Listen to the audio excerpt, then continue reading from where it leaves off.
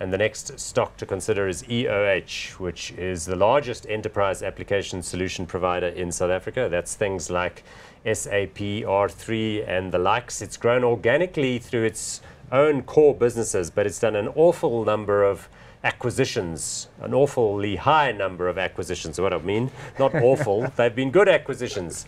Asher Bhobot, John King, the management team, they're very good at identifying medium-sized startups, acquiring them, and then rolling their earnings into EOH's largest earnings, and as a result being able to report very high rates of sequential growth over many, many years.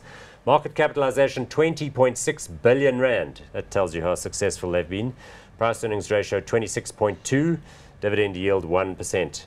So, the model really has been, as I said, to buy and then to, nurture those businesses. But it appears that they always buy well. You don't hear stories about problems. Yeah, I mean, we'll look at the share chart, what it's done over the last 5 years. It's been an incredible success story. They guided the market recently. Yeah, fantastic returns for shareholder. They guided the market recently, 20 to 30%.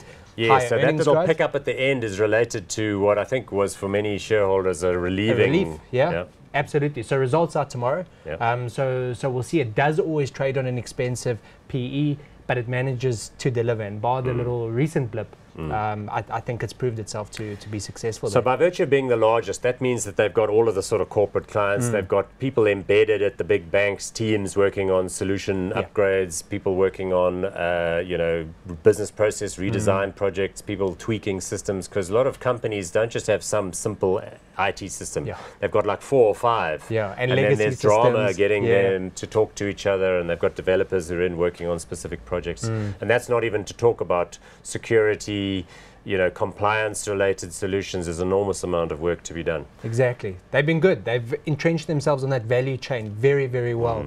And they do a lot more than you would think a normal ICT company does. They're involved in employee wellness and a whole lot of these wonderful software applications. And quite often I understand that they buy businesses but then leave them to their own devices so that they still feel like they're their own team and they can be motivated and have their own internal culture. They don't like slurp them into head office. Correct. Over there at Gululi's View in Bedford View. They kind of have a decentralized business model which seems to work well.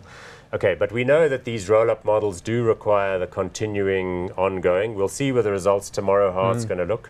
But what's your view? Are you inclined to be hot on them? I am. I don't see any reason not to be. They haven't disappointed shareholders up till now. Looks like they're continuing to deliver. Hot for me.